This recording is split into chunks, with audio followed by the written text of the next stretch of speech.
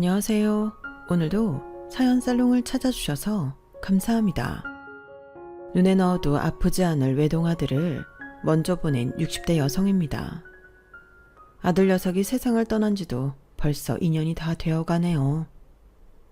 저는 26에 남편과 사별하고 아들 녀석 하나 보고 살아왔습니다. 그런데 박복한 내 인생은 하나뿐인 아들 녀석마저 먼저 하늘로 데려가더군요. 영정사진 속 환하게 웃고 있는 아들 녀석을 보니 가슴이 갈갈이 찢기는 기분이었습니다.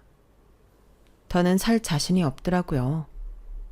그래도 모진 목숨을 버리지 못하고 붙잡고 있었던 건 딸 같은 며느리와 손녀, 손자 때문이었습니다. 하루아침에 가장을 잃고 길바닥에 나앉게 된 애들을 보니 내가 이렇게 넋놓고 있으면 안 되겠다는 생각이 들었거든요. 그래서 없는 힘까지 짜내서 자리를 털고 일어났는데 글쎄 며느리가 자식 새끼들도 버리고 재혼을 한다지 뭡니까. 그 말을 듣는데 억장이 무너지는 것 같더라고요. 아무리 남자한테 미쳐서 눈이 뒤집혀져도 그렇지 제 속으로 낳은 새끼들까지 버리고 이럴 수 있냐고 악을 쓰고 반대를 했는데도 끝내 옷가방 하나 들고 쌩하니 집을 나가더군요. 독한 년, 벼락 맞아 되져라. 속으로 얼마나 빌고 빌었나 몰라요. 그런데 집 나간 지 3년이 조금 안 된 어느 날 며느리가 다시 저를 찾아온 겁니다. 집 나갈 때 들고 갔던 가방을 그대로 든 채 말이죠. 그러면서 제게 그간의 이야기를 들려주는데 너무나도 기가 막힌 일이라 며느리를 끌어안고 한참을 울었답니다.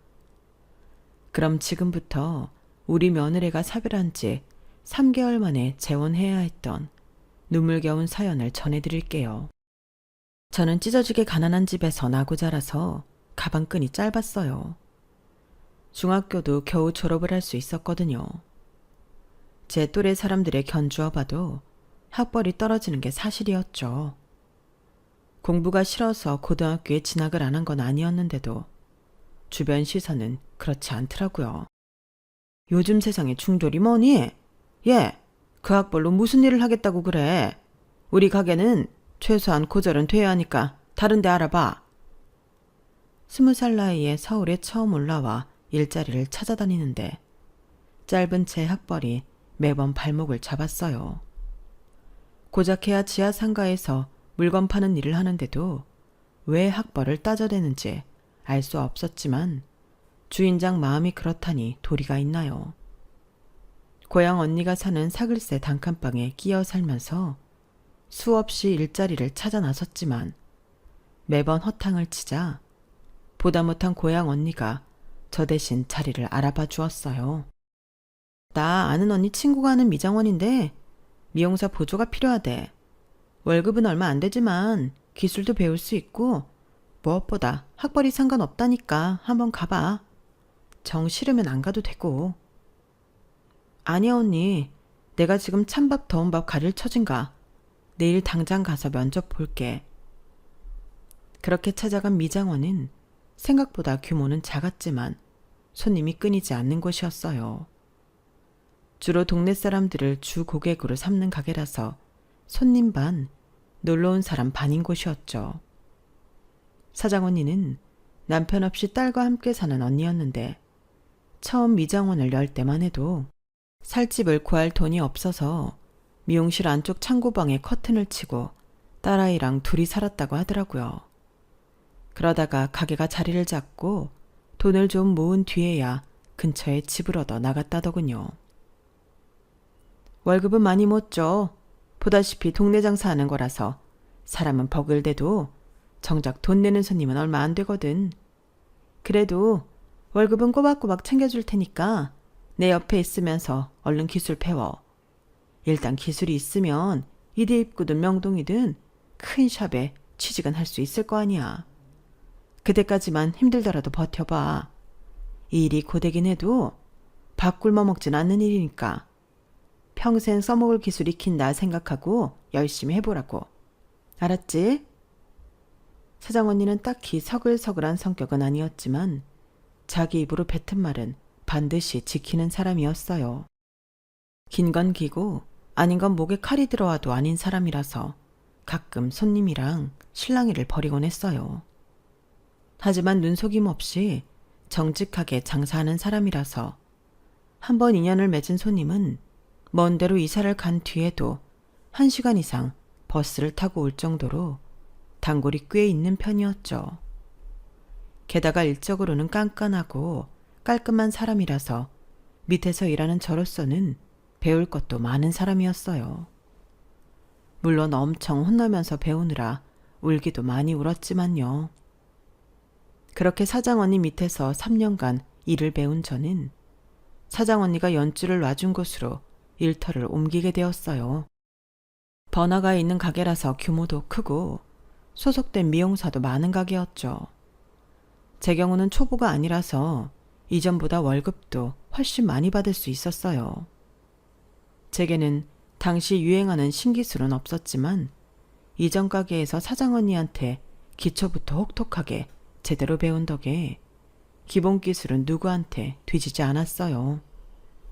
게다가 남들한테 지기 싫어하는 제 성격 때문에 가장 일찍 출근해서 제일 늦게 퇴근을 했더니 사장님이 좋게 봐주셨나 봐요. 덕분에 금세 자리를 잡을 수 있었어요. 그 가게에서 5년 넘게 일을 하다가 좋은 자리가 나서 제 이름을 건 미용실을 열게 되었어요. 제가 서울에 상경한 지 8년 6개월 만이었죠. 비록 변두리에 위치한 작은 가게였지만 제게는 더없이 소중한 가게였어요. 인테리어 비용을 아낀다고 제 손으로 직접 페인트 칠을 하고 그동안 쌓은 인맥을 활용해 의자며 선반, 미용 재료들을 중고로 헐값에 장만할 수 있었어요. 명동에 있는 유명 미용실에서도 일을 했지만 시작은 동네 미장원이었던 덕에 동네 아주머니들과 친분을 쌓는 건 그리 어렵지 않았어요. 저렴한 가격에 눈속임 없이 정직하게 장사를 했더니 1년도 안 돼서 단골도 꽤 생기더라고요. 처음 일을 배운 미장원 사장 언니의 가르침이 헛되지 않았던 거예요. 미용실에서 먹고 자고 하며 3년을 지낸 저는 드디어 살 집을 마련하게 됐어요. 이제 좀 사람답게 살게 된 거죠. 그런데 그러던 중에 동네 아주머니 한 분이 제 중심을 서겠다고 나선 거예요. 자기 남편이랑 같은 회사에 다니는 사람인데 성격도 좋고 사람이 참 괜찮다면서 한번 만나보라더군요. 언제까지 혼자 살 거야? 미용실도 이만하면 자리 잡았겠다. 더 늦기 전에 시집 가야지. 집에서는 결혼하라고 안 해? 웬걸요. 명절에 갈 때마다 온 집안 식구들이 결혼하라고 성하죠. 그러니까 한번 만나봐. 이런 자리 또 없다. 몇 번을 거절하다가 에라 모르겠다 하는 심정으로 선자리에 나갔어요. 아주머니 말대로 인물도 좋고 성격도 꽤 좋아 보이더라고요. 저만 좋다면 자기는 앞으로 잘해보고 싶다며 꽤나 적극적으로 나오더군요. 그렇게 둘이 한참을 커피잔을 앞에 놓고 이런저런 얘기를 하는데 갑자기 난처한 질문을 하는 거예요. 그럼 명희 씨는 고등학교 졸업하고 서울로 올라온 거예요? 별거 아닌 질문이었지만 학벌에 대한 자격지심이 있던 저한테는 손이 떨릴 만큼 두려운 질문이었어요. 그래서 대답도 못하고 멍하게 있었는데 아, 고등학교는 서울에서 나왔나 보구나. 어느 고등학교 나왔어요? 저는 고등학교는 못 다녔어요. 집안 사정이 안 좋았거든요. 그러자 지금까지 우는 얼굴로 말도 잘하던 남자가 갑자기 표정이 굳어지더라고요. 그리고는 커피만 연달아 마시더니 착 가라앉은 목소리로 그만 일어나자고 하더군요. 그렇게 선자리를 마치고 집으로 돌아오는데 얼마나 서럽고 창피했나 몰라요. 그러게 이런 자리는 뭐하러 나와가지곤 이런 수모를 당하나 스스로 책망을 했어요. 다음날 가게로 찾아온 아주머니는 다짜고짜 제게 그러더라고요. 자기 고등학교 안 나왔어? 그럼 중졸이야? 난 또 고등학교 정도는 나온 줄 알았지. 내가 진작 물어보고 선자를 잡는 건데 실수했네. 아니, 그놈도 그렇지. 지가 대학 좀 나왔다고 학벌 가지고 사람 무시하고 말이야. 별로 좋은 대학도 아니면서. 사람 좋은 줄 알았더니 완전히 속물이야, 속물. 형편이 어려워서 못 다닌 거지. 누군 고등학교 안 다니고 싶어서 안 갔나? 그깟 학교 가지고 유세는. 실은 나 국민학교밖에 못 나왔어. 깡촌에서 밥 굽는 날이 허다한데 학교를 보내주나? 아, 자기도 주부학교 다녀보지 그래? 나도 우리 집 양반이 하도 못 배웠다고 타박해서 마포에 있는 주부학교 다녔잖아. 이래 봬도 고등학교 과정까지 배웠다고. 거기 가면 이런저런 사연 때문에 뒤늦게 공부 시작한 사람들 많아. 자기도 이참에 거기 한번 가봐라. 선생님들도 참 좋고 오랜만에 교실에 앉아서 공부하니까 참 좋더라고. 저처럼 배움에 대한 자격지심이 있었던 아주머니는 마치 자기 일처럼 직접 저를 데리고 주부학교까지 가주셨어요. 가서 상담을 받아보니 70이 넘은 할머니들도 공부하러 온다고 하더라고요. 고등학교 과정을 수료하면 졸업식도 열어준다는 말에 살짝 마음이 흔들렸어요. 그러자 같이 따라간 아주머니가 쐐기를 박으셨죠. 언제까지 학벌 때문에 고개 숙이고 살 거야? 이참에 고등학교 졸업장 따서 고개 빳빳이 들고 살면 되는데. 할 거지? 온 김에 아예 등록하고 가자. 확실히 결정을 못하고 우물쭈물 하던 저는 아주머니의 성화에 못 이겨 덜컥 접수를 하고 말았어요. 그렇게 10수년 만에 다시 교실에 앉게 된 저는 하루하루 새로운 세상을 사는 기분으로 열심히 공부를 했어요. 오전 시간에 수업을 받고 오후엔 미용실 문을 열고 일을 했죠. 손님이 없을 땐 단어장을 들고 영어 단어도 외우고 수학 공식도 외우면서 마치 대학 학력고사를 앞둔 학생처럼 맹렬히 공부를 했어요. 그러다 그곳에서 제 남편감을 만나게 되었죠. 저희 반 담임이자 수학 선생이던 남편은 나이 많은 학생들 사이에선 당시 한창 이름을 떨치던 가수 전영록보다 인기가 좋았어요.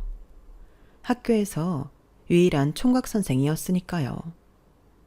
저와 같은 반 아주머니들은 남편과 저를 이어주려고 혈안이 된 사람들처럼 툭 하면 자리를 만들어 우리 두 사람을 붙여 앉히곤 했어요. 둘 다 처녀총각인데 붙어 앉으면 좋잖아. 이참에 사제간의 여보 당신에도 좋고.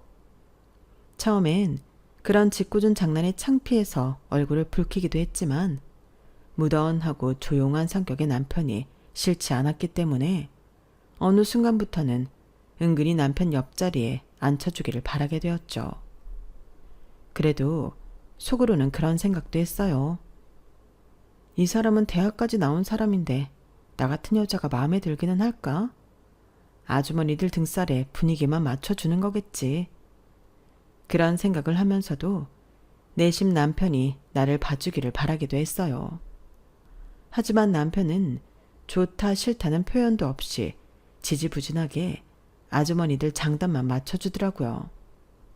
이렇게 시간은 흘러 저는 졸업을 앞두게 되었어요. 이제 주부학교를 떠나면 다시는 볼 일 없는 사람이었기에 하루하루가 초조하기만 하더라고요. 그리고 드디어 졸업식 날. 그렇게 바라던 고등학교 졸업장을 손이 쥐는 날이었음에도 저는 조금도 기쁘지 않았어요. 오늘이 남편을 만나는 마지막 날이라는 걸 알기 때문이었죠. 그렇게 졸업장을 받고 그간 수고해주신 선생님들을 모시고 식사를 하러 갔어요. 신이 난 아주머니들은 2차로 맥주를 마시러 가자고 했지만 저는 미용실 문을 열어야 해서 식사만 마치고 바로 일어나야 했어요. 그래서 먼저 인사를 하고 밖으로 나왔는데 뒤에서 남편이 저를 부르며 달려나오더라고요. 손에는 프리지아 꽃다발을 들고 말이죠. 졸업 축하해요. 그동안 정말 고생 많았어요. 꽃다발을 내밀며 환하게 웃는 남편을 보니 나도 모르게 울컥하더라고요. 그러자 남편은 당황한 표정으로 이러지도 못하고 저러지도 못한 채 난처해했죠. 선생님은 그렇게 좋으세요? 이제 다시 볼 일 없는데도요? 그러자 남편이 그러는 거예요. 왜 못 봐요? 난 앞으로 명희 씨가 하는 미용실에 머리하러 갈 생각인데? 아, 거기서 남자 머리는 안 하는구나. 그럼 남자친구 머리는 해주죠? 그러면서 제 얼굴을 빤히 보는 거예요. 처음엔 그 말이 무슨 뜻인지 몰라서 멀뚱히 바라만 보고 있었는데 이내 그러더라고요. 나랑 사귀고 앞으로 내 머리는 명희 씨가 해줘요. 그제야 말뜻을 알아먹은 저는 헛웃음을 치며 눈물을 글썽거렸어요. 그렇게 사제지간에서 연인 사이가 된 우리는 1년 조금 넘게 연애를 하다가 결혼을 하게 됐어요. 지금이야 자식 결혼에 부모가 등골까지 뺏어주는 시대지만 그때만 해도 그런 게 어디 있나요? 없으면 없는 대로 형편껏 준비해서 시작했죠. 박봉인 남편은 사실 벌어놓은 게 거의 없었어요. 형제들과 함께 살고 있던 작은 전셋집이 다였으니까요. 그나마 그 집을 빼면 동생들이 갈 곳이 없어서 난감한 처지였죠. 그래서 결혼 생활은 제가 살던 전셋집에서 시작했어요. 살림살이도 이미 다 있겠다. 딱히 돈 들여 살 필요도 없어서 있는 대로 살기 시작했죠. 신혼의 단꿈에 젖어있던 그때 우리 집에는 하루가 멀다 하고 불청객들이 들이닥쳤어요. 제 친정도 그렇고 시댁도 그렇고 시골에서 농사 짓는 집들이라서 주변이 친인척들이 모여 살았거든요. 그렇다 보니 서울로 상경하는 친인척들은 죄다 저희 집으로 몰려오는 거예요. 저는 미용실도 꾸려야 하는데 시골에서 시댁 식구들이 올라올 때마다 가게 문을 걸어 잠그고 집으로 달려가야 하니 정말 죽을 맛이더라고요. 그렇다고 오지 말라고 할 수도 없고 벙어리 냉가슴만 앓고 있었죠. 그래도 생각해보면 그때가 좋았는지도 몰라요. 손 가는 것도 많고 신경 쓸 일도 많았지만 그래도 하루하루가 사람 사는 맛도 나고 좋았어요. 적어도 외로울 틈은 없었으니까요. 결혼하고 이듬해에 임신을 한 저는 만삭이 돼서도 일을 했어요. 제 일이 하루 손 놓으면 손님이 떨어지는 일이라 그렇기도 하고 아이를 낳고 나면 몸조리 하느라 얼마간 쉬어야 하는 데다가 앞으로 돈 들어갈 일이 천지기 때문에 조금이라도 더 벌어놓으려고 그런 거였죠. 물론 남편이 벌고는 있지만 선생 봉급이 얼마나 되나요? 제가 버는 돈의 반의 반도 안 되는걸요. 그나마도 남편이 벌어오는 돈에서 일부분은 시댁으로 흘러들어가곤 했어요. 동생들 학비가 없다. 농사가 잘 안 돼서 다음에 농사 지을 종자 살 돈이 없다. 이리저리 많은 이유로 돈 보내달라는 소리를 하셨거든요. 장남이 남편은 그럴 때마다 자기 버스비까지 아껴가며 보내드렸어요. 저희 친정은 뭐 다른가요? 딸이 서울에서 미용실을 한다고 사돈의 팔촌까지 친인척들을 저한테 일 가르치라고 올려보내는데 미치겠더라고요. 그래서 결국 예전에 제가 지내던 가게 한 켠자리에 육촌 여동생을 데려다 놓고 일을 가르치게 되었죠 뭐. 지금이야 친인척 간에도 거리를 두고 살지만 그때만 해도 다들 그렇게 뭉쳐 살곤 했기 때문에 그러려니 하고 살았네요. 그렇게 바쁘게 살아가는 사이 제 출산일이 되었어요. 그날도 저는 미용실에서 파마를 말다가 진통이 와서 병원으로 가게 되었죠. 남편은 아직 퇴근 전이라서 육촌 여동생이 학교에 전화를 해두었다고 하더군요. 남편네 학교에서 제가 있던 산부인과까지는 버스로 20여 분 거리였는데 1시간이 넘게 진통을 하는데도 남편이 오지 않는 거예요. 이 남자가 수업 다 마치고 올 생각인가 싶어 조금 서운했지만 진통이 심해서 그마저도 금세 잊고 말았어요. 얼마나 지났는지 모르겠지만 저는 분만실로 옮겨졌고 남편도 오지 않은 상황에 출산을 하게 되었죠. 아들이었어요. 남편과 나중에 누굴 닮았는지 알아챌 수 없을 정도로 아기는 빨갛고 쭈글거렸죠. 기분이 이상하더라고요. 이 아이가 정말 내가 낳은 아이가 맞나 싶기도 하고 내 몸속에서 이 어린 게 어떻게 10달을 버티고 살았나 신기하기도 하고 무엇보다 가슴속 깊은 곳에서 울컥하는 무언가가 치밀어 오르는 것 같아서 눈물이 그치지 않았어요. 힘겨운 출산을 마치고 병실에 누웠는데 그제야 아직도 남편이 오지 않았다는 걸 알게 됐지 뭐예요. 해도 너무한다는 생각에 도대체 언제 오는지 두고 보자는 생각까지 이르렀어요. 그렇게 시간은 흘러 저녁밥이 나오는 시간이 됐는데 육촌 여동생이 눈물 범벅이 돼서는 병실로 달려들어왔지 뭐예요. 언니, 어떡해. 형부가. 말도 채 맺지 못하고 육촌 여동생은 주저앉아 울었어요. 그리고는 믿을 수 없는 말을 전했죠.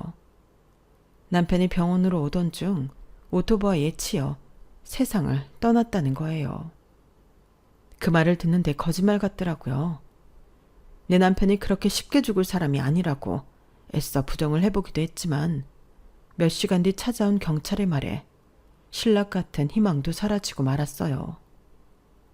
세상에 태어나 축복을 받아야 할 내 아들은 이후 애비 잡아먹은 몹쓸 놈이 되어 시댁 식구들의 욕바지가 되었어요. 생떼 같은 자식을 잃은 시부모님 마음은 이해하지만 그렇다고 내 새끼를 욕하는 건 참을 수 없더라고요. 지금 이 순간 가장 슬프고 힘든 건 바로 나와 내 아들인데 왜 자기들이 우리 모자를 죄인 취급하는지 억울하고 원망스럽기만 하더라고요. 남편의 장례가 끝난 뒤로 시댁과는 연을 끊게 되었어요. 밥도 목구멍으로 안 넘어가고 온몸에 힘이 쭉 빠진 채로 시체처럼 누워 지냈어요. 그 와중에 육촌 여동생은 애 젖을 물려야 하니 미역국이라도 먹으라며 매 끼니 때마다 밥상을 차려다 주더군요. 미역국을 내려다보면서 아이고 뭐고 남편 따라 저 세상으로 갈까 하는 생각이 들더군요. 어미 마음은 이런데도 어린 아들은 어떻게든 먹고 살겠다고 제 가슴을 부여잡고 젖을 빠는데 그 모습이 이기적으로 보이면서도 한편으론 가엾게 느껴졌어요. 이 어린 게 앞으로 아빠도 없이 살아야 하는데 지처지를 알기는 알까? 네 잘못이 아닌데도 평생 애비 잡아먹은 자식이랑 꼬리표를 달고 살아야 하는데 가슴은 또 얼마나 아플까? 이런저런 생각을 하는데 젖을 먹고 배가 부른 아들이 저를 보고 싱긋 웃더라고요. 그 웃음에 나도 모르게 입가에 미소가 번졌어요. 그래, 어린 너도 살겠다고 힘을 내는데 어미인 내가 이러고 있으면 안 되지. 남편이 남겨준 내 새끼 어떻게든 남부럽지 않게 키워서 나중에 저승에 가서도 남편한테 큰 소리 쳐야겠다 싶더군요. 결국 저를 일으켜 세운 건 갓 태어난 내 아들이었어요. 처음 육촌 여동생을 데리고 있으라는 친정 아빠의 말을 들었을 땐 왜 나한테 이런 짐을 떠넘기나 싶었는데 남편이 떠나고 홀로 아이를 키우다 보니 육촌 동생마저 곁에 없었으면 어쩔 뻔했나 싶더라고요. 남편 상을 치르고도 먹고 살기 위해 미용실 문을 열어야 했던 저는 아이를 데리고 가게에 나와야 했어요. 손님을 보고 있을 때는 육촌 동생이 저 대신 아들을 업고 잠을 재우곤 했죠. 육촌 여동생은 우리 아들이 국민학교에 입학할 때까지 저와 함께 살았어요. 진작 더 큰 미용실로 옮겨도 됐었지만 저 혼자 애 키우고 사는 게 걱정된다며 끝까지 곁을 지켜주더군요. 아들 녀석은 죽은 채 아빠를 본 적도 없으면서 밥 먹을 때 모습이나 성격까지 쏙 빼닮았더라고요. 시도둑질은 못한다더니 신기하게 아들의 모습에서 남편이 보이곤 했어요. 아빠 없이 자라는 게 어린 아들한테도 힘겨운 일이었을 텐데도 아들 녀석은 단 한 번도 불평을 하거나 원망을 하지 않았어요.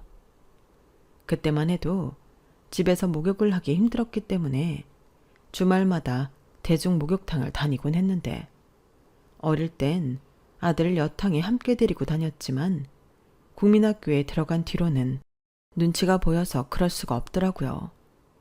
그래서 아들 혼자 남탕에 보내놓으면 제대로 때를 못 밀어서 아쉬울 때가 많았어요. 그래서 한 번은 육촌 여동생이랑 수다를 떨면서 그 얘기를 했더니 주말마다 지 남편을 우리 집에 보내더라고요. 우리 아들 데리고 목욕탕에 가라고요. 그때 그 일이 너무 고마워서 지금까지도 육촌 여동생네 일이라면 제가 발벗고 나선답니다. 하루 종일 미용실에서 손님들 머리를 하느라 밥대 놓치기 십상이고 다른 집 엄마들처럼 앉혀놓고 공부도 가르쳐주지 못했는데도 아들 녀석은 지 아빠 머리를 닮아 그런가 공부를 곧잘 했어요. 엄마 걱정에 사춘기 때도 반항 한번 않고 힘든 일이 있어도 내색 않고 혼자 이겨내는 착한 아들이었죠. 그런 아들이 대학에 들어가고 군복무를 마치고 직장 생활을 하게 되기까지 울기도 많이 울었어요. 남편의 빈자리는 시간이 지날수록 덜 느껴지기는 했지만 그래도 불쑥불쑥 찾아드는 불청객처럼 잊을만 하면 그 존재가 사무치게 그리워지곤 했거든요. 특히나 아들 녀석이 대학 때부터 사귀던 여자친구랑 혼담이 오고 갈 때는 더더욱 그랬어요. 여자 쪽 부모가 재력도 있고 사회적 지위도 있는 사람들이었는데 홀어머니 밑에서 자란 제 아들을 탐탁지 않아 했거든요. 특히 그 집 아버지가 제 아들 면전에 대고 애비 얼굴도 모르고 자란 놈이 부모 노릇은 제대로 하겠냐는 소리를 하며 결혼을 반대했다는 소리를 들었을 땐 심장이 갈갈이 찢기는 기분이었어요. 그런데도 아들 여자친구는 그걸 아무렇지도 않게 내 앞에서 떠들지 뭡니까? 우리 아빠가 저를 너무 아끼시거든요. 그러니 오빠가 나랑 결혼하려면 그런 말 정도는 감수해야죠. 안 그래요, 어머님? 티끌 하나 없이 말끔한 얼굴로 이런 소리를 하는데 어찌나 속이 뒤집어지던지. 그런데 이게 끝이 아니었어요. 아, 결혼식은 미국에서 할까 해요. 아빠가 그러자고 하시네요. 아니, 갑자기 미국은 왜? 우리 오빠네도 미국에 살고 친척들도 거기들 계시거든요. 사실 꼭 그것 때문만은 아니지만요. 그 뒤에 이어진 말은 충격적이었어요.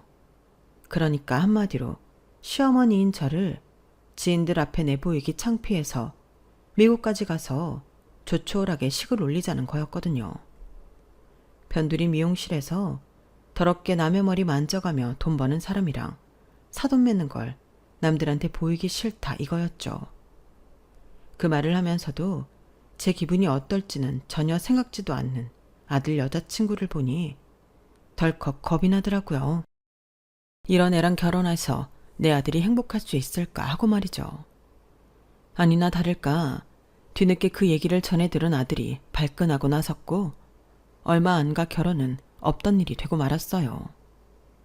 그제서야 여자 쪽에서 약간의 양보를 하겠다고 숙이고 들어왔지만 아들 녀석이 단칼에 자르더군요.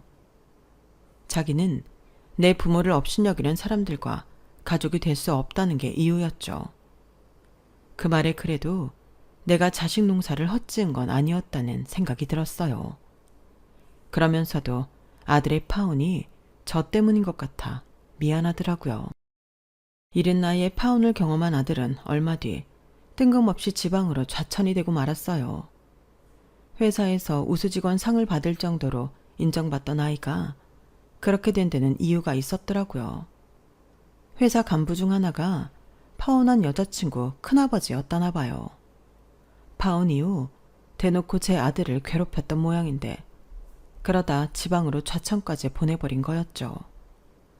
아들은 제가 걱정할까봐 그 사실을 숨겼고요. 저는 그걸 한참 후에나 알았네요. 그 얘기를 들었을 때 엄마라는 사람이 변변치 못해서 내 아들 인생까지 망가뜨린 것 같아 억장이 무너지는 것 같았어요. 지방으로 내려간 아들은 새로운 환경에 적응하기도 힘들 텐데 매주 서울집에 올라와 집안 살림을 돌봐주었어요. 형광등도 갈아주고 망가진 전자제품은 없는지 봐주고 제 가게까지 나와 의자며 집기들을 고쳐주곤 했죠. 그런데 그러던 아들 녀석이 서울에 올라오는 주기가 길어지더니 언제부턴가 전화로만 안부를 묻곤 하지 뭐예요. 일이 고돼서 그런가 싶다가도 혹시 무슨 일이 있나 걱정이 돼서 한 번은 연락도 않고 아들이 지내는 원룸으로 찾아갔어요. 그랬더니 글쎄 아들이 퇴근도 안 한 집에 웬 여자가 있지 뭐예요. 여자는 저를 보자 귀신이라도 본 사람처럼 놀라서는 큰 눈만 꿈뻑이고 있더라고요. 그래서 내가 상훈이 엄마라고 말했더니 그제야 꾸벅 인사를 하는 거예요. 자기는 상훈이 여자친구라면서요. 아무리 여자친구라도 그렇지 다 큰 성인이 남자 집에 함부로 와서 이러고 있으면 돼요? 저도 모르게 퉁명스럽게 한마디 해버렸는데 순간 코끝에 맛있는 냄새가 확 풍기는 거예요. 맛있는 된장찌개 냄새였죠. 주방 쪽을 보니 제 아들 퇴근 시간에 맞춰서 저녁 준비를 하고 있었나 보더라고요. 접시에는 간 무친 나물들이 가지런히 담겨 있고 가스불 위에는 청양고추가 올라간 생선조림이 맛있게 끓고 있었어요. 하나같이 어찌나 맛깔나게 보이던지 나도 모르게 입안에 침이 고이더군요. 배에서는 연신 천둥 소리를 쳐댔고요. 내가 고작 먹을 거에 넘어가 정신을 놓으면 안 된다는 걸 알면서도 본능을 이길 수는 없더라고요. 앉으세요. 안 그래도 막 상 차리려던 참이었거든요. 많이 시장하신 것 같은데 먼저 식사하실래요? 상훈 씨도 금방 올 거예요. 여자는 밥상을 펼치곤 얼른 상을 차리기 시작했어요. 그런데 제 숟가락을 한 벌만 놓더라고요. 그쪽은 안 먹어요? 열심히 만들었는데 같이 먹지. 저는 잠깐 자리 비우고 나온 거라서 다시 일하러 가봐야 해요. 혹시 그동안 매일 이렇게 우리의 밥을 차려 먹인 거예요? 일하다 말고 와서? 네, 보니까 저녁을 편의점 삼각김밥이랑 라면으로 대충 때우는 것 같더라고요. 그러다 병날 것 같아서 시간 나는 대로 와서 해주고 있어요. 제가 근처에서 헤어샵을 하거든요. 참, 어머님도 헤어샵을 하신다면서요? 상훈 씨한테 얘기 들었어요. 남편도 없이 여자 혼자 몸으로 자기를 키워주셨다고 상훈 씨가 어머님을 많이 자랑스러워 하더라고요. 가끔은 셈이 날 정도로 어머님 자랑을 한다니까요. 생각하기에 따라 저와 내가 불편한 사이일 텐데 마치 이전부터 알고 지낸 사이처럼 어찌나 살갑고 친근하게 굴던지 처음 만난 그 순간부터 저는 이 아이가 내 며느리감이구나 했어요. 내 아들이 이번엔 제대로 된 사람을 만났다 싶었죠.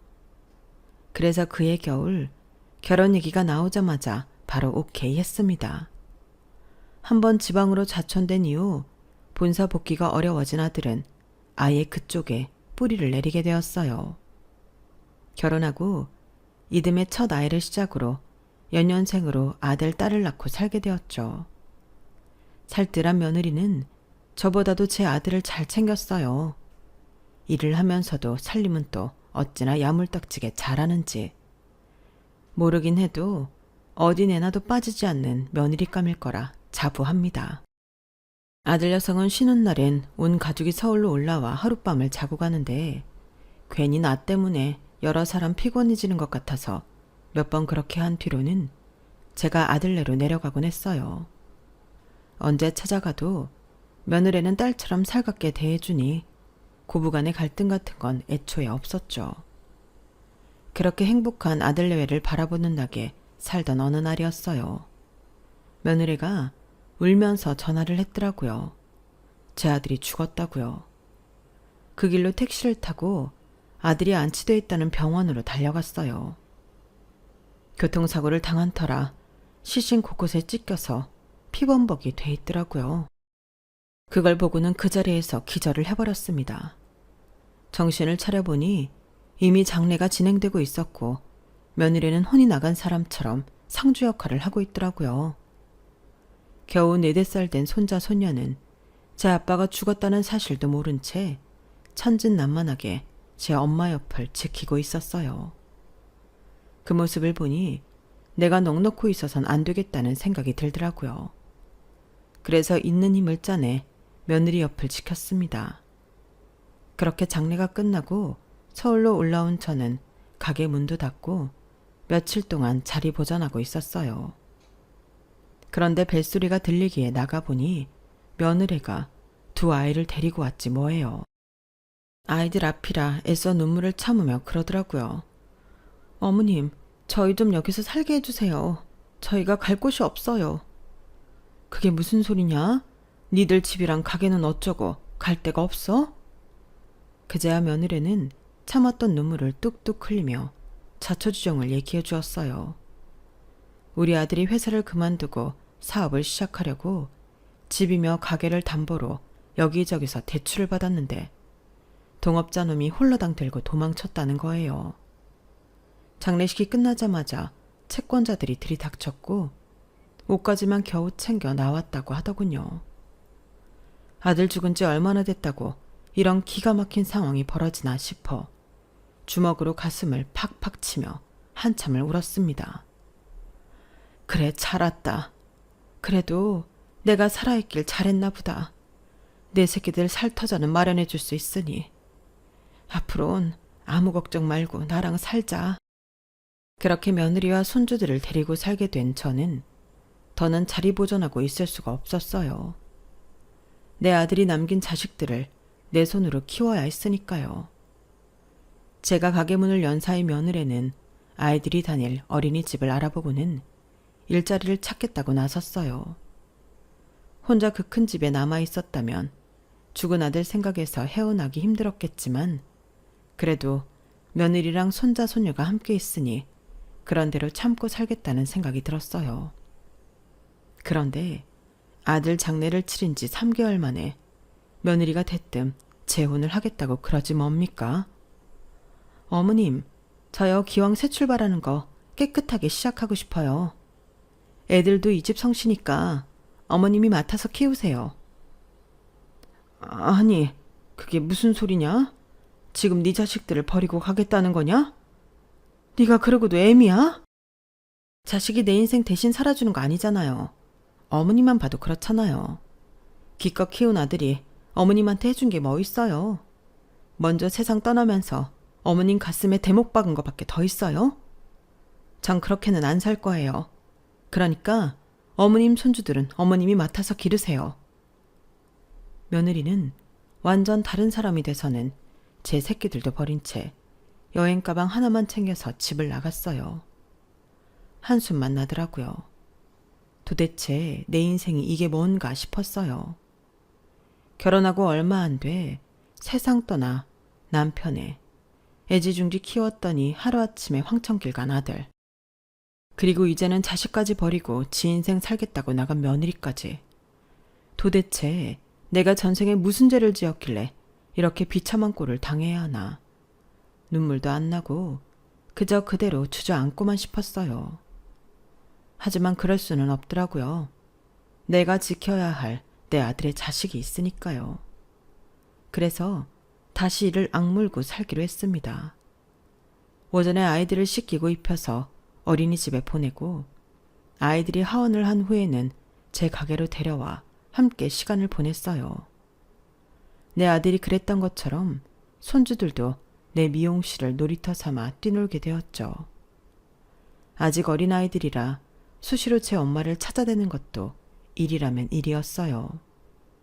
백반만 자면 올 거라는 거짓말로 아이들을 달래고 그래도 안 되면 아이들이 좋아하는 초콜릿과 사탕으로 환심을 사가면서 어르고 달래면서 지낸 2년 반이었습니다. 그날도 엄마를 찾는 손주들과 한참을 씨름하다가 겨우 재워놓고 거실로 나왔는데 초인종 소리가 들리지 뭡니까? 다 늦은 밤에 찾아올 사람도 없는데 말이죠. 그래서 잔뜩 긴장한 채 현관문을 열었는데 글쎄 집 나갔던 며느리가 돌아온 거예요. 나갈 때 가지고 갔던 옷가방을 그대로 든 채 말이죠. 니년이 여기가 어디라고 찾아와? 불같이 화를 내며 며느리한테 쏘아붙였더니 며느리가 눈물을 글썽이며 저를 끌어안기 뭡니까? 이건 또 뭐하는 짓인가 싶어 밀어내려는데 그러는 거예요. 어머님, 이제 다 끝났어요. 내 남편 죽게 만든 그놈 제 손으로 부셔버렸어요. 이제 우리 그이도 편히 눈 감을 거예요. 그렇게 시작된 며느리의 얘기는 날이 새도록 이어졌어요. 알고 보니 며느리는 자기 살 길 찾아 나간 게 아니라 제 남편을 속여서 돈을 뺏고 죽음까지 몰고 간 사기꾼 놈한테 찾아가 그놈을 꿰어냈더라고요. 어떤 감언이설로 그놈을 홀렸는지는 세세히 물을 수는 없었지만 본처와 이혼까지 시켰다는 말을 듣고는 어안이 벙벙해졌어요. 그런데 그게 끝이 아니더라고요. 내 아들처럼 그놈한테 사기를 당한 사람들을 모아 도박판까지 벌였더라고요. 십시일반 모은 돈으로 타짜를 사서 도박판을 벌이고 반년에 걸쳐 그놈 돈을 야금야금 빼냈다나요? 처음엔 큰 돈을 따게 해주면서 요령껏 밀고 당기기를 했더니 그 사기꾼 놈이 홀라당 넘어오더래요. 그리고는 마지막으로 악덕 하우스 업장에 끌고 가 남은 전 재산을 탈탈 털어먹고는 업장에서 거액의 돈까지 빌리게 하고선 알거지로 만들었대요. 그래서 그놈은 지금 어디냐? 악덕 하우스 업장에서 수억을 빌렸으니 온전히 살 수 있겠어요? 고깃배에 팔려갔든 장기를 털리게 됐든 둘 중 하나겠죠. 전요, 그놈이 하나도 안 불쌍해요. 그놈 때문에 우리 그이는 목숨까지 잃었잖아요. 저희 집뿐만 아니라 그놈 손에 전 재산 잃고 가족들까지 길바닥에 나앉은 집이 한둘인 줄 아세요? 그런 놈은요, 경찰에 넘기는 것도 아까워요. 재판 받아봤자 돈도 못 찾고 기껏해야 몇 년형 받고 다시 나올 텐데 그 꼴을 어떻게 봐요? 며느리가 애꿎은 남의 가정까지 깨놓은 건 차후 사기꾼 놈의 아내와 자식들한테 해가 가지 않게 하기 위해서였다고 하더군요. 그래서 이혼할 때 위자료와 양육비로 넉넉히 주게 했다고요. 그리고 그놈한테 따낸 돈은 사기 피해자들과 나눠 가졌다고 했어요. 잃은 재산을 온전히 다 회수하지는 못했지만 상당한 금액을 돌려받아 왔더라고요. 그 얘기를 다 듣고 며느리를 보는데 이 애가 내가 알던 착하고 순수한 며느리가 맞나 싶더라고요. 어머님, 전요, 우리 그이 절대 못 잊어요. 부모 형제도 없고 배운 것도 없는 나를 온전한 사람 대접해준 사람은 이 세상에 우리 그이 한 사람밖에 없었어요. 그런 사람 목숨을 앗아간 놈인데 내가 무슨 짓을 해서라도 복수해야 하는 거잖아요. 어머님이 벌하시면 달게 받겠지만 그래도 저 후회는 안 해요. 며느리는 울먹이며 말을 이어갔어요. 제 몸을 벌어가면서까지 지 남편 복수를 하고 돌아온 며느리가 너무도 가엾고 고마워서 그대로 끌어안고 한참을 울었습니다. 이런 며느리한테 무슨 벌을 주겠어요. 오히려 내 등에 업고 다녀도 시원찮을 판인데요. 그렇게 집으로 돌아온 며느리는 착실한 엄마이자 세상에 둘도 없이 착한 며느리로 살고 있습니다.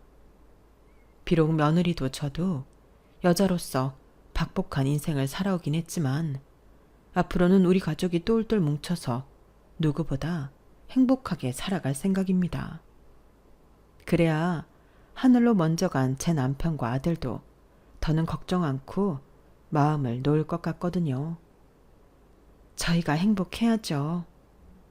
지금까지 제 사연을 들어주셔서 감사합니다. 여러분의 가정에도 안녕과 행복이 가득하길 바랍니다. 여러분, 사연 댓글에 응원과 현명한 조언 부탁드려요. 좋아요와 구독은 저에게 큰 힘이 됩니다. 오늘도 좋은 일 가득하세요.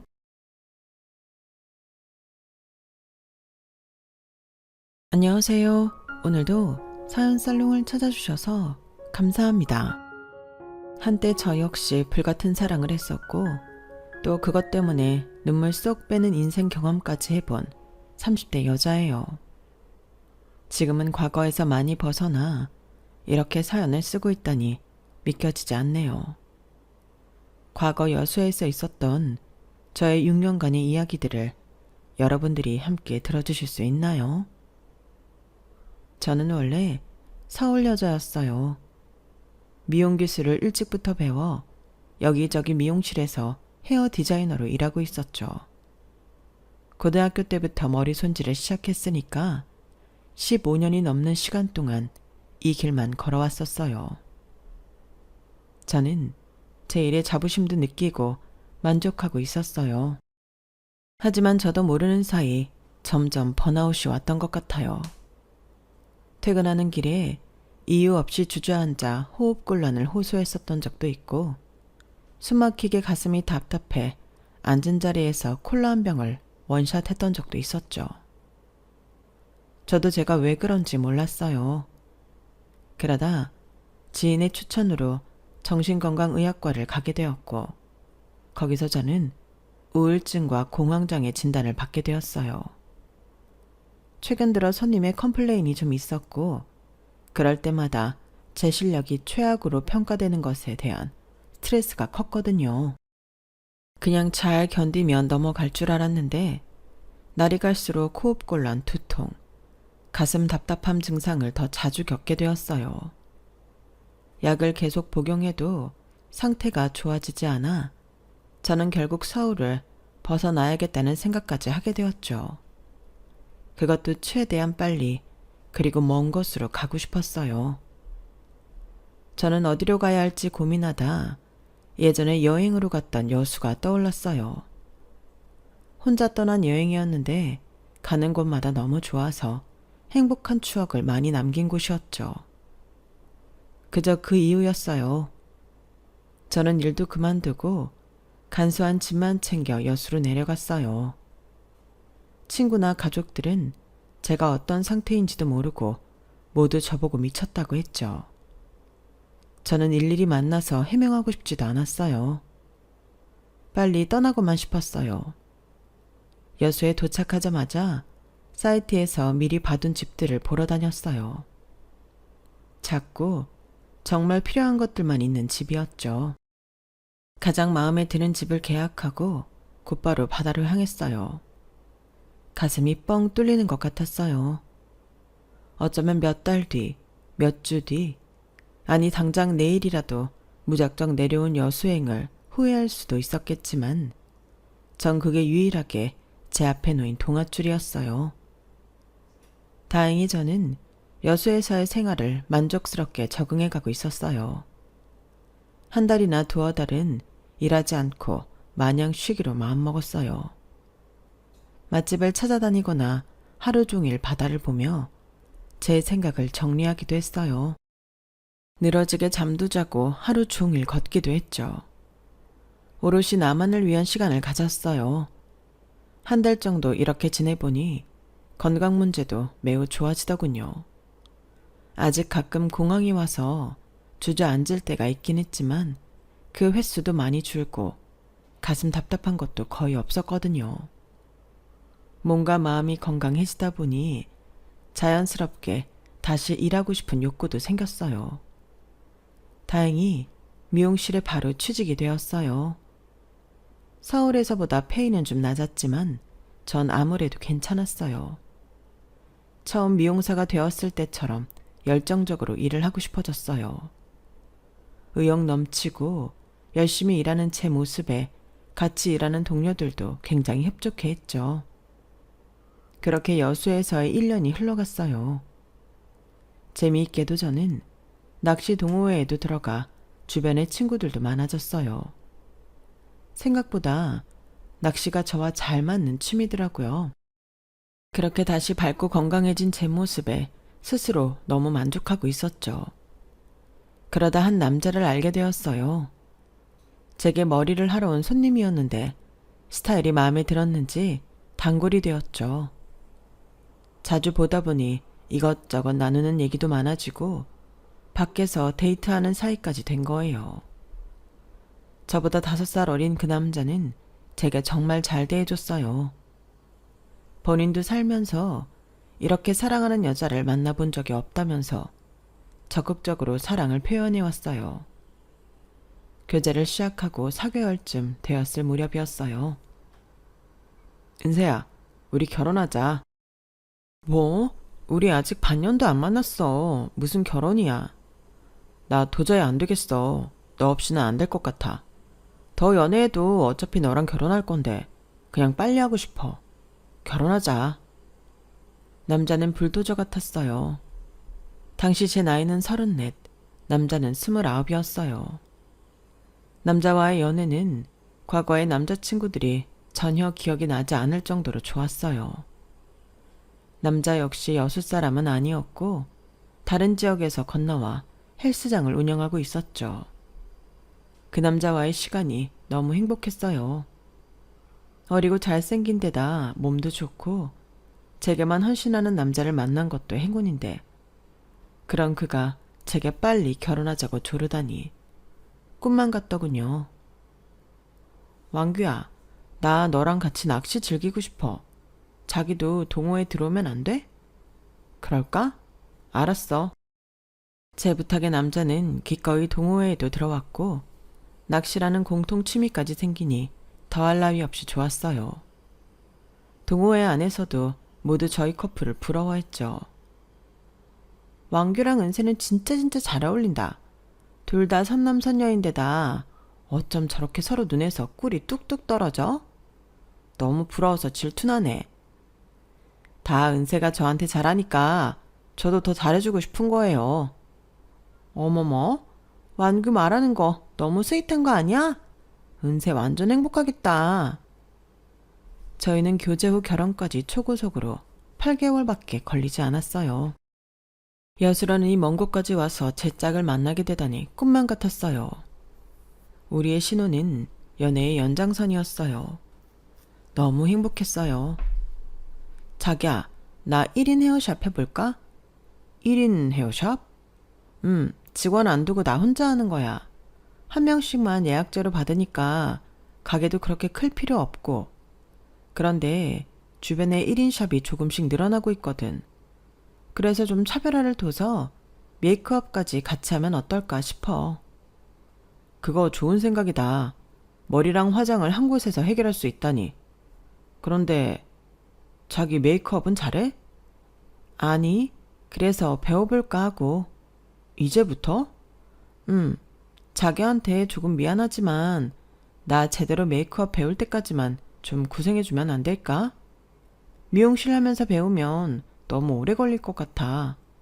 일 그만두고 빨리 열심히 배워서 내 가게 오픈하는 게 여러모로 나을 것 같아. 자기 생각은 어때? 그래, 뭐 하나 제대로 배우려면 일하면서 하기에는 좀 그렇지. 자기 부담 갖지 말고 열심히 배워. 내가 더 부지런하게 돈 벌게. 정말? 와, 너무 고마워. 자기는 진짜 천사야. 나 정말 자기 사랑해. 우리 부부인데 자기 일이 내 일이고 그런 거지. 뭘 이런 걸로 고마워해. 학원부터 얼른 알아보고 미용실에도 일 그만둔다고 얘기해야지. 알았어. 제가 공부하는 동안 남편이 외벌이로 힘들어하지는 않을까 하는 생각에 망설였던 것이 무색하게 적극적으로 서포트를 해주겠다고 약속하더군요. 저는 미용실을 그만두고 바로 메이크업을 배우는 학원에 등록했어요. 아무래도 그동안 머리를 만지는 직업을 했었다 보니 다른 학생들보다 빨리 배워갔고 감각도 좋다는 칭찬을 많이 받았어요. 그렇게 뿌듯한 5개월간의 수강 코스를 마치게 되었어요. 다행히 그동안 남편 헬스장도 운영이 잘 돼서 둘 다 크게 돈 걱정은 하지 않았어요. 자기야, 정말 고마워. 자기 덕분에 학원도 잘 마치고 너무 좋다.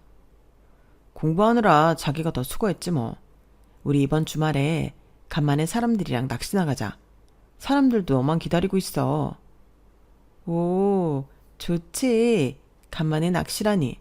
맛있는 것도 먹고. 당연하지. 우리 자기 먹고 싶은 거 말만 해.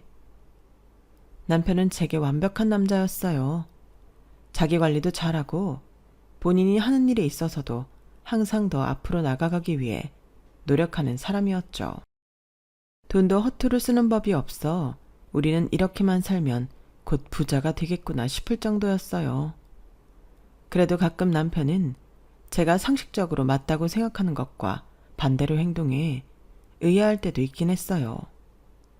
한 번은 지인 부부 집에 초대를 받아 가게 되었어요. 은세씨, 우리 집에 놀러와요. 배달 음식 하나도 안 시키고 내가 진짜 맛있는 거 많이 해놓을게요. 남편도 같이 와서 우리 신랑이랑 넷이 간만에 술도 한잔 하고 해요. 이번에 선물 받은 좋은 위스키가 있는데 은세씨네 오면 딸게요. 너무 고마운 분들이었어요. 제가 여수에 와서 처음 사귄 지인이었거든요. 주말에 가기로 약속을 하고 당장 아침 남편에게 말했어요. 자기야, 우리 이따 언니네 가기 전에 뭐 사갈까? 저기 빵집 가서 맛있는 케이크랑 디저트 이것저것 사갈까? 아니면 마트 가서 과일 바구니 큰 거를 하나 가져갈까? 응? 그런 걸 왜 사가? 왜 사가긴. 우리를 언니네 집에 초대해 주셨잖아. 맛있는 것도 엄청 많이 준비해 주신다고 했어. 그럼 우리가 예의상 선물 정도는 사가는 게 맞잖아. 빈손으로 거기를 어떻게 가? 글쎄, 난 좀 이해가 안 되는데. 그쪽에서 우리를 초대한 거잖아. 그런데 왜 우리가 선물을 사가야 되는 거지? 난 잘 모르겠네. 남편은 간혹 저런 황당한 말들로 저를 당황시켰어요. 남편의 상식과 저의 상식이 부딪히는 상황이 종종 생겼어요. 그리고 한 번은 또 이런 일도 있었어요. 은세야, 나 여수 놀러 간다. 휴가를 하루밖에 못 빼서 1박 2일이긴 한데 그래도 어쨌든 가긴 간다. 미진이도 같이 가기로 했어. 정말? 언제 오는데? 빨리 와. 보고 싶다. 숙소 안 잡았지? 숙소 잡지 말고 우리 집으로 와. 밤새 얘기하고 놀자. 너네 집? 남편 있는데 또 어떻게 그래? 그냥 니네 집 가까운 데로 우리가 따로 잡을게. 아니야, 우리 손님방 있어. 화장실도 2개라 너희 따로 써. 불편한 거 없을 거야. 남편한테는 내가 말할게. 하룻밤인데 남편도 뭐라고 안 할 거야. 하지만 남편의 반응은 정말 뜻밖이었어요. 친구 둘이 우리 집에 와서 하루 잔다고? 그래, 오시라고 해. 정말? 고마워, 자기. 그럼 뭐 맛있는 걸 먹을지 좀 찾아놓을까나? 애들 오면 데리고 가려고? 여수하면 또 해산물이지. 내가 같이 모시고 갈 수는 있지. 그런데 계산은 당연히 친구들이 하는 거지? 응? 내 친구들이? 왜? 왜라니? 우리 집에서 신세 지는 거잖아. 그럼 저녁 한 번은 거하게 써야 하지 않나? 자기야, 진짜 왜 그래? 농담하는 거지? 농담 아닌데? 맛있는 거 안 살 거면 숙박비를 받든가 해야지. 그게 도리에 맞는 거 아닌가? 자기야, 우리가 지금 친구들 상대로 장사하는 건 아니잖아. 숙박비며 걔네한테 저녁 쏘라고 하는 건 그 친구들이 뭐라고 생각하겠어. 나랑 제일 좋은 친구 사이인데. 자기야, 나는 그래서 내 고향 친구들 하나도 집에 안 데리고 오잖아. 나도 이런 상황이 생길까봐 싫어서 그랬던 거야. 그럼 자기도 똑같이 데려오지 말아야 공평한 거잖아. 공평? 우리 부부 사이에 공평이란 말이 맞아? 난 도저히 지금 이 문제 때문에 우리가 왜 싸우는지 이해할 수가 없네. 서울에서 내려오는 내 친구들 여기서 산다는 것도 아니고 하루 묵었다 간다는 건데 멀리서 온 애들한테 뭘 얻어먹을 생각이라니? 그럼 지난번에 언니네 집 초대받아서 갈 때는 거기가 초대한 거고 우리는 손님이니까 선물 살 필요 없다고 한 건 뭔데? 지금 이거랑 비슷하잖아. 뭐가 비슷해? 우리가 거기서 잔 건 아니잖아. 그리고 그쪽은 우리를 환영하는 분위기였고.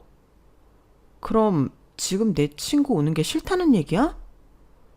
오는 건 뭐라는 건 아니지만 우리 집에서 자는 건 싫다는 말이지. 그래도 굳이 여기서 자겠다면 저녁이라도 좋은 거 사라. 이 말인 거고. 와, 모르겠다. 자기 되게 낯설다. 나도 지금 자기 되게 낯설어. 결국 저는 남편 몰래 친구들 방을 잡아줬고 대충 눈치를 챈 친구들은 제 앞에서 남편 언급은 하지 않더군요.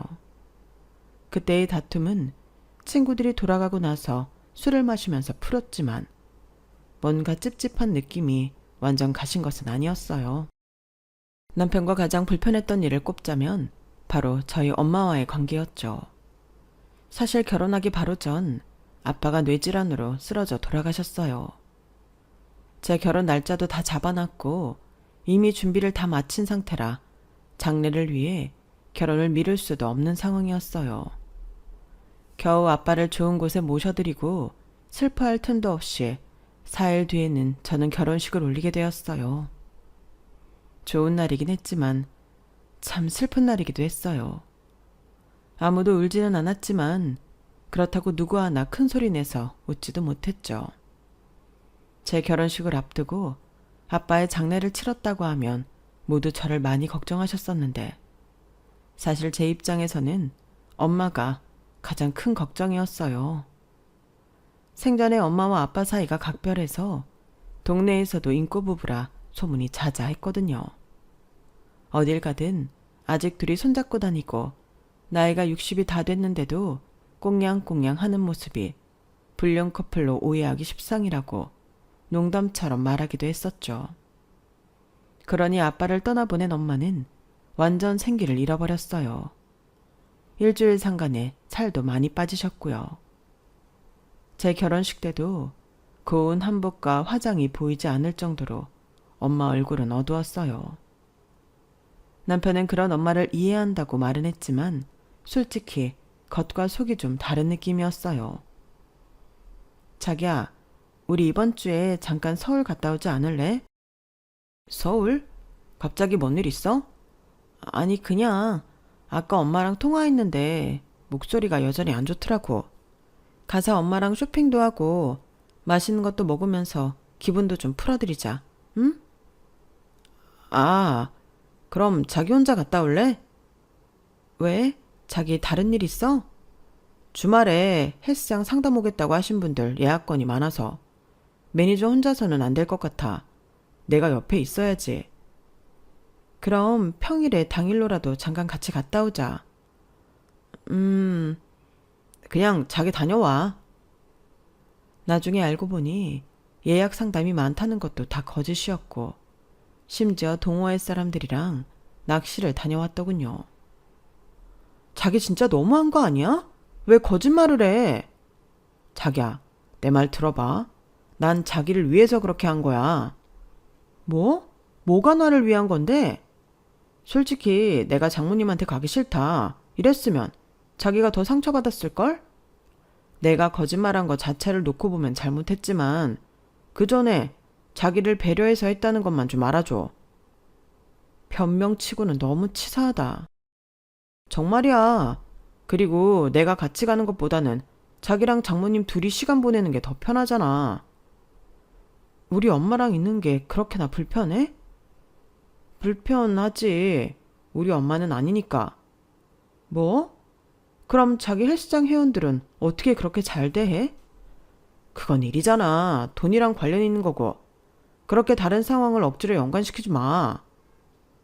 우리 엄마가 불편하고 같이 있는 시간이 싫다고 너무 솔직히 말하니 오히려 제가 더 말문이 막히더군요. 얼마 후 엄마와 일이 드디어 크게 터지고 말았죠. 엄마, 이 시간에 무슨 일이야? 아직 안 잤어?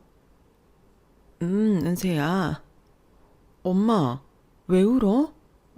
무슨 일 있어? 아빠가 너무 보고 싶어.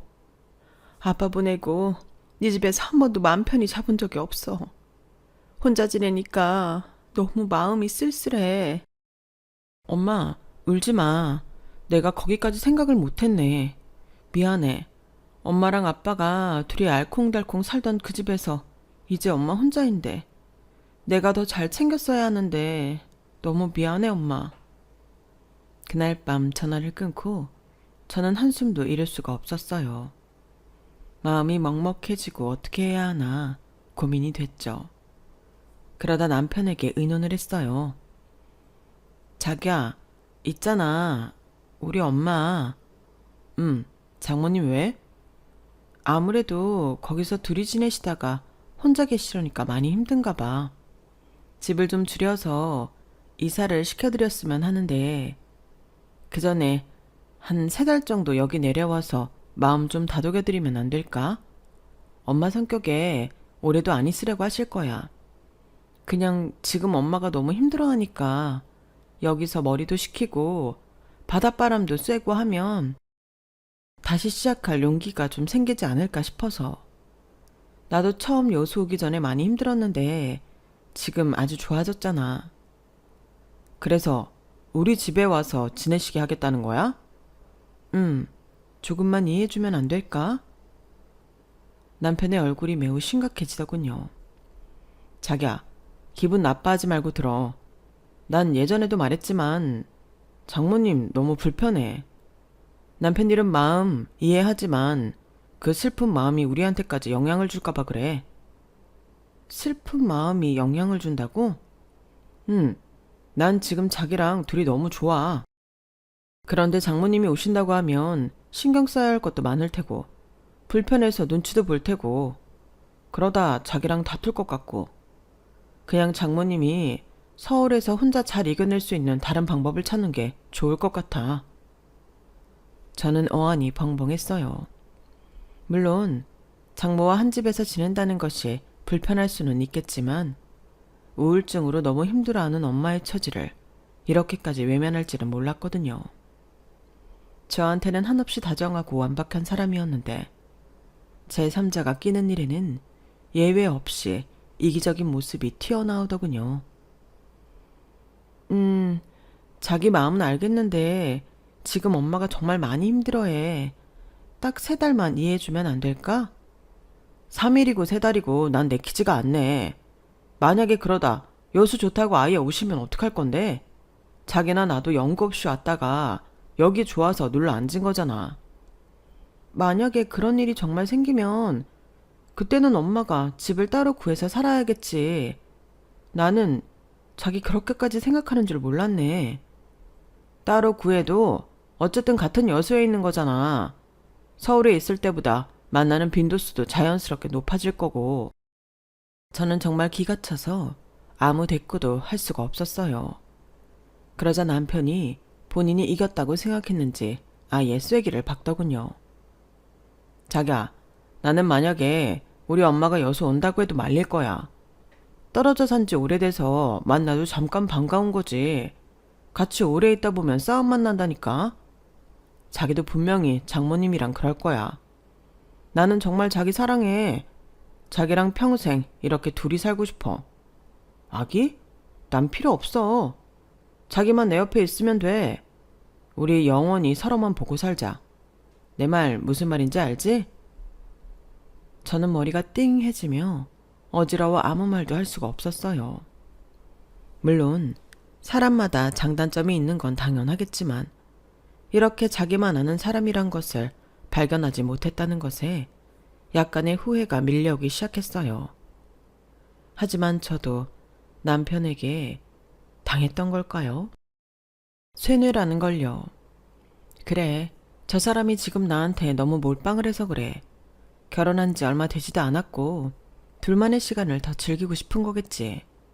이런 시간은 다시 오지 않을 테니까. 하긴 나도 시어머니가 똑같은 일 생겨서 여수 내려와 산다고 생각하면 엄청 반갑지는 않잖아.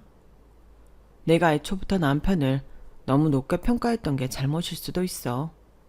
내가 나만의 성향을 갖고 있듯 이것도 저 사람만의 성향인 거지. 다름을 인정하자.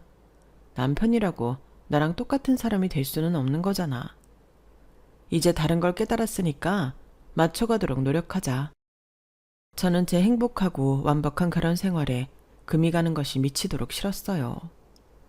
어쩌면 짧은 연애 기간에 그 사람한테 너무 푹 빠져 잘 알지도 못한 채 결혼해서 이런 문제가 생긴 것일 수도 있지만 제 스스로의 선택이 잘못됐다는 걸 인정하기 싫었어요. 결국 엄마가 내려오는 일은 무산되었고 제가 여기서 할 수 있는 일은 엄마에게 더 자주 연락하는 것 뿐이었죠. 그런 일이 있는 와중에 저는 1인 샵을 어찌저찌 해서 오픈하게 되었어요. 작은 샵이지만 저 혼자이기 때문에 바쁜 일이 많아졌어요. 제가 많이 지쳐할 때면 남편은 적극적으로 도와주고는 했어요. 그런 그의 모습을 보며 저는 또 생각했죠. 그래, 저 사람 저렇게 내 일이라면 발벗고 나서서 도와주는 사람인데 나를 정말 사랑하는 사람인 건 맞잖아. 나도 저희랑 저 사람도 나랑 결혼한 거지. 아무리 결혼이 가족끼리 만남이라고 해도 저 사람한테는 그냥 내가 온 우주인가 봐. 엄마나 지인 일은 더 이상 서운해하지 말자. 나한테 잘하는 게 제일이지. 뭐 다른 게 있겠어? 저는 계속해서 남편에 대한 찝찝함을 털어버리려고 스스로 합리화를 했어요. 제 샵도 손님이 조금씩 많아지고 남편 헬스장 역시 꾸준히 잘 되면서 저희는 경제적으로 크게 나쁘지 않았어요. 그러다 보니 자연스럽게 우리는 집에 대해서 대화를 나누게 됐죠. 자기야, 우리 여기 전세잖아. 이제 슬슬 자가 알아보는 게 어떨까? 너무 좋지. 그렇잖아도 저기 H동에 바다 앞에 지었다는 새 아파트 대단지 홍보하더라고. 나도 그 소식 듣고 살짝 욕심을 내긴 했었어. 우리가 앞으로 여수 떠날 일은 없겠지? 난 맹세하는데 절대 여수 안 떠나. 여기가 내 고향이고 새 집이야. 자기도 내 옆에서 평생 바다 보고 살 생각이나 하라고. 그럼 우리 거기 좀 알아볼까? 남편과 저는 지은 지 얼마 안 된 새 아파트를 분양받기 위해 정보를 수집하기 시작했어요. 다행히 미분양이 몇 채 남아있더군요. 그 다음은 대출 여부였어요. 둘 다 자영업자라서 얼마나 나올지 확신이 없었죠. 하지만 남편 명의로는 대출 받을 수 있는 돈이 너무 적었어요. 이미 헬스장을 차릴 때 받은 대출이 많았던 거죠. 물론 밀리지 않고 갚고 있기는 하지만 더 많은 대출은 안 되더군요. 그래도 다행히 제 명의로는 대출이 최대 4억 2천까지 나온다는 것을 알게 되었어요. 풀대출 받아서 4억 2천에다가 우리가 그동안 모은 1억 3천까지 하면 5억 5천이네. 저 아파트가 6억 2천이니까 7천만 더 어디서 융통하면 되겠어. 이건 내가 어떻게든 마련해 볼게. 그래도 다행이야. 자기 앞으로 많이 받을 수 있어서. 저는 사실 4억 2천 대출을 받을 수 있다고 해도 그거야말로 다 빚인데 어떡하나 걱정이 앞서긴 했어요. 하지만 한번 결심한 건 절대 굽히지 않는 남편은 한 달에 갚아야 되는 원금과 이자 계산까지 이미 다 끝내놓은 상태더군요. 혹시 아기가 생긴다면 이 계획에 차질이 생길 텐데 하며 저는 걱정스러운 마음을 숨길 수 없었죠. 자기야, 뭘 걱정해. 자기 지금 샵 너무 잘 되잖아. 심지어 여기저기서 강의해달라고 DM도 오고 한다면서. 나도 요즘 헬스장 완전 성수기야. 우리 지금처럼 열심히 하면 그 돈 몇 년 안에 갚을 수 있어. 자기랑 나랑 결혼한 지도 몇 년 안 됐는데 벌써 1억 넘게 모았잖아. 우리는 할 수 있다니까. 나만 믿어. 몇 달 뒤 저희는 아파트에 입주를 하게 되었어요. 앞으로는 시원하게 펼쳐진 바다뷰가 있고 뒤로는 시내가 다 보이는 정말 환상적인 집이었어요. 갚아 나가야 할 빚도 잠깐 잊은 채 이런 집에 살게 됐다는 것에 행복해하고 있었어요. 하지만 머지않아 제게는 그곳이 뼈아픈 집이 되어버렸죠. 어느 날 남편이 제게 말하더군요. 자기야, 나도 공부를 좀 했으면 하는데. 어? 무슨 공부? 신체 관련한 공부 더 배웠으면 해서. 신체? 그 경수 형님 있잖아. 제2동에서 헬스장 운영하시는 나랑 친한 형님. 아, 경수 씨 알지? 그 형도 나랑 똑같거든. 우리 둘 다 체육학과를 졸업한 것도 아니고 운동 좋아해서 시작한 거잖아. 그런데 일을 하다 보니까 내가 만약 이 보여지는 겉모습 말고 신체에 대해 더 잘 알고 있다면 회원들이 더 나를 전문성 있는 사람으로 보지 않을까 싶은 생각이 들더라고. 그런데 경수 형님 아시는 분이 해부학도 공부하시고 운동신경계에 대해 빠삭한 분이 있나 봐. 그분이 일주일에 한 번씩 오셔서 다 같이 스터디할 사람 있으면 해주겠다고 하셨대. 경수 형님이 나한테 묻더라고. 그 스터디 같이 하지 않겠냐고. 일주일에 한 번? 그분이 오시는 건 한 번이긴 한데 우리는 또 따로 만나서 스터디 해야지. 그러면 헬스장을 하면서 공부하기는 힘들다는 말인 거야? 헬스장은 계속해야지. 다만 매니저 윤성이가 주로 관리하고 나는 잠깐 빠져 있어야지. 이거 다 공부할 때까지만. 자기가 더 전문적으로 배우고 싶어 하는 건 좋은데 헬스장 괜찮을까? 그래서 내가 양심상 윤성이랑 다른 애들 월급을 좀 높여주려고 하거든. 그럼 내 손에 떨어지는 돈이 좀 적어지긴 하겠지. 그럼 그 부분은 부족하지 않게 자기가 좀 메꿔주면 좋겠다 싶은 거지. 우리 지금 대출 원금이랑 이자가 한 달에 350만 원씩 나가는데 내가 생활비를 메운다 해도 많이 모자라지 않을까? 자기도 예전에 결혼하고 바로 메이크업 공부한다고 생업은 손 놓은 적 있잖아. 그때 내가 다 뒷바라지 해주고, 알지? 내가 몇 년 동안 이 공부를 하겠다는 게 아니라 얼마 안 걸릴 텐데. 이번에는 자기가 나 좀 도와주라. 이거 스터디 끝나고 나면 혹시 알아? 헬스장 사장이 완전 전문가라고 소문 잘 나서 더 대박 터질지. 그러니까 그때까지만. 응? 남편이 예전에 제가 메이크업 공부를 하면서 돈을 못 벌 때 도와줬고 지금 또 그걸 이용해 샵이 더 잘 되고 있으니 제가 할 말이 없더군요. 결국 전 남편이 공부하겠다는 의지를 꺾지 못하고 응원해주겠다 했어요.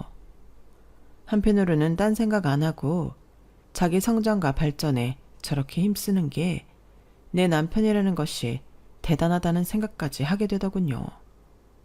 하지만 그놈의 스터디가 우리 사이에 불을 지르는 화근이 되어버렸죠. 자기야, 나 집에 왔는데 지금 어디야? 나 형님들이랑 스터디하고 있지. 오늘 다들 완전 불붙어서 12시까지는 공부하다 갈 것 같은데? 자기 먼저 자. 그래? 자기랑 같이 먹으려고 치킨 사왔는데. 자기 먹고 자. 알았지? 잘 자. 남편은 공부에 빠져도 단단히 빠져버린 거예요. 심지어 같이 공부하는 사람들도 다들 열정맨이라 더 시너지 효과를 내며 열심히 하는 것 같더라고요. 남편은 이제 헬스장에 한 달에 2-3번 들릴까 말까 하는 정도였어요. 윤성 씨가 자기 전화 안 된다고 찾던데? 아, 그래? 전화한다는 게 깜빡했네. 헬스장에 뭐 문제가 약간 있는 것 같던데? 그래? 윤성이가 뭐 잘 알아서 하겠지. 급한 거면 또 전화 왔겠지. 한 번밖에 안 왔네. 나 2시까지 공부하고 잘게. 자기 먼저 자. 오늘도 늦게까지 하려고? 오늘은 좀 같이 자자. 우리 이거 공부해서 쪽지 시험 보고 많이 틀린 사람이 맥주 쏘기 내기했단 말이야. 100점 맞아야지. 남편이 공부를 재밌어하고 즐기는 것 같아 다행이었어요. 하지만 그만큼 한 곳에 오리라는 사람이었기에 저를 포함한 다른 것에는 금방 소원해지더군요. 샵은 대체로 잘 됐지만 가끔 평소보다 손님이 적을 때도 있었어요. 그럼 생활비에 대출금까지 생각하면 아득해지기 마련이었죠. 게다가 남편이 매니저에게 관리를 전부 맡긴 헬스장 역시 회원들이 빠져나가기 시작하며 수입에 크게 영향을 미쳤어요.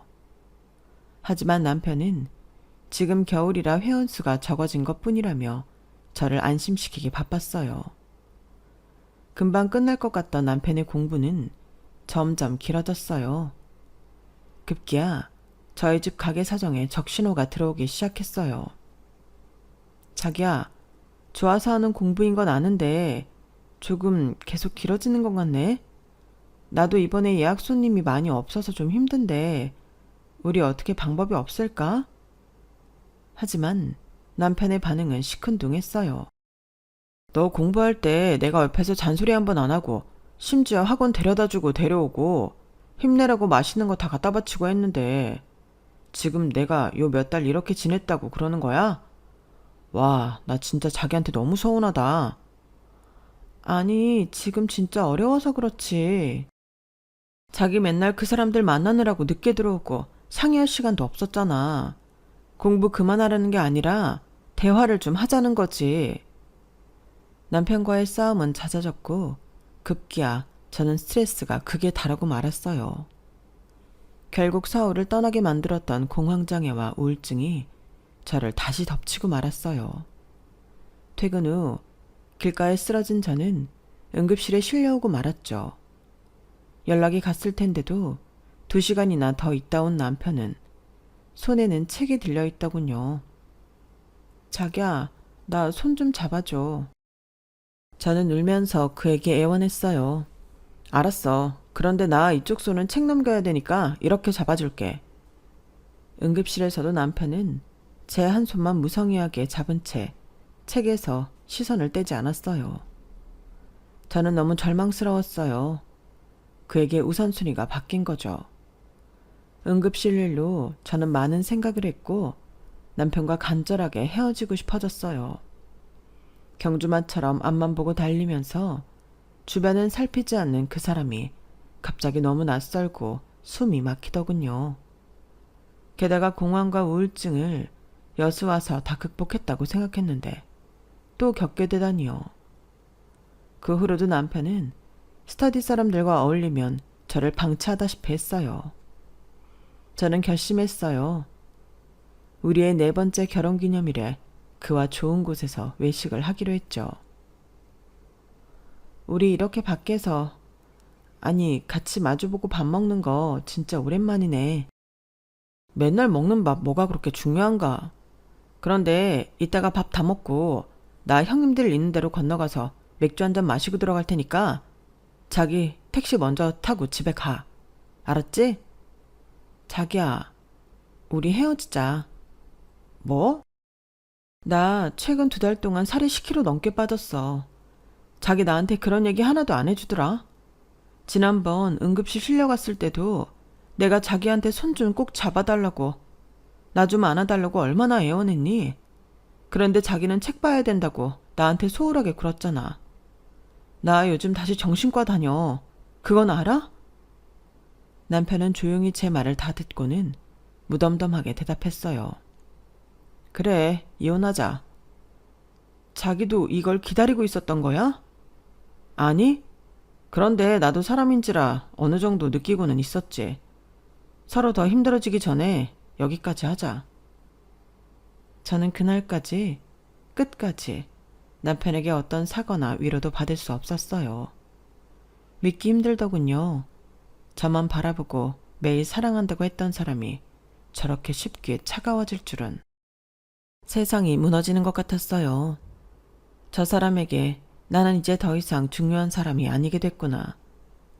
이혼 얘기가 나온 뒤 저희는 각방을 썼고 집에서 봐도 본 척도 하지 않았어요. 이혼 서류를 다 준비해 사인까지 마치고 법원에 섰어요. 숙려기간 동안에도 저희는 남처럼 지냈고 결국 이혼을 했어요. 하지만 우리에게 가장 큰 숙제가 있었죠. 바로 아파트에 대한 대출금이요. 잠깐 얘기 좀 할까? 대출금 어떻게 마무리해야 하나 싶어서. 아, 나도 그것 때문에 머리가 아파. 난 어쨌든 계속 여수에 있을 건데. 너는? 난 서울로 다시 갈까 해. 나도 뭐 이 집에서 계속 살 이유가 없지. 어쨌든 팔아서 대출 다 갚고 하면 깨끗하게 끝나는 거지. 하지만 깨끗하게 끝나는 건 없더군요. 워낙 집값이 높아 집을 사겠다는 사람이 없었어요. 저도 제 전 재산과 대출금까지 다 이 집에 들어간 마당에 빈손으로 어디를 나가 살 수도 없었죠. 그렇게 불편한 동거가 계속되었고 저는 예약을 늦게까지 받거나 주말에도 일을 해서 집에 있는 시간을 최소화했어요. 남남이 되고 이렇게 서로 없는 사람처럼 사니 오히려 가끔은 이게 더 편하게 느껴질 때도 있더군요. 그렇게 3개월쯤 흘렀을까요? 아는 지인이 제게 SNS 링크를 하나 보내주며 온갖 욕을 했어요. 야, 이완규 완전 나쁜 놈이었네. 너랑 이혼한 지 얼마나 됐다고 벌써 딴 여자 만나서 커플 계정까지 파? 심지어 이거 오픈이라 다른 사람들 다 볼 수 있어. 저는 온갖 닭사스러운 말들과 다정한 투샷으로 도배된 그 사람의 새 SNS 계정을 보게 되었어요. 제게 예전에 했던 사랑의 속삭임이 토시 하나 틀리지 않고 거기 다 쓰여 있더군요. 저는 그 사람과 다시 재결합을 원한 것은 전혀 아니었지만 이혼한 지 3개월도 안 된 상황에서 새 여자가 생겼다는 것을 알고 나니 눈이 뒤집히더군요. 저는 그날 저녁 거실에서 그 사람을 기다렸어요. 이완규, 얘기 좀 해. 무슨 얘기? 너 우리가 이 집 산 6억 2천만 원보다 더 잘 받아서 팔려고 하지 말고 무조건 더 싸게라도 매물 내놔. 하다못해 전세라도 내놔. 그리고 나 돈 줘. 이 집에서 제발 나갈 수 있게. 여태까지 서로 귀신처럼 잘만 살아놓고 갑자기 무슨 소리야? 어떻게 손해를 보고 팔아? 지금 그 가격에 들어온다는 사람이 전혀 없잖아. 언제까지 이혼한 우리 이렇게 살아야 되는데? 그리고 너 여자 생겼잖아. 너도 알게 됐구나. 그 여자도 지금 상황 알아. 내가 이 집 팔고 너랑 금전 문제 깔끔하게 해결될 때까지 기다려준대. 정말 오롯이 나만 생각해주는 사람이야, 너랑 다르게. 구역질 나니까 그런 말은 접어둬. 발정난 짐승 같은 너랑 지금 한 공간에 같이 있는 것도 거북해. 아무튼 빨리 이 집 처리해줘. 그래야 너도 사랑스러운 그녀와 빨리 살 수 있을 거 아니야. 저는 제 스스로에게 너무 화가 났어요. 저런 사람인 걸 전혀 모르고 쉽게 결혼을 결정했었다는 것이. 심지어 결혼 후 알고도 제 눈을 가리고 못 본 채 외면했던 제 자신에게 말이에요. 자책과 회의감에 휩싸인 저를 겨우 붙잡고 지탱하고 있었죠.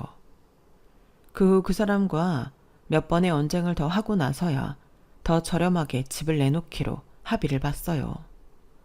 손해를 좀 보긴 했지만 저는 결과적으로 빚을 다 갚고 다시 서울로 올라와 새 출발을 결심했어요. 엄마와 같이 살며 멀지 않은 곳에 다시 1인 샵을 오픈했어요. 새로운 시작은 쉽지 않았지만 저는 전보다 더 열심히 살면서 과거를 잊으려 노력했어요.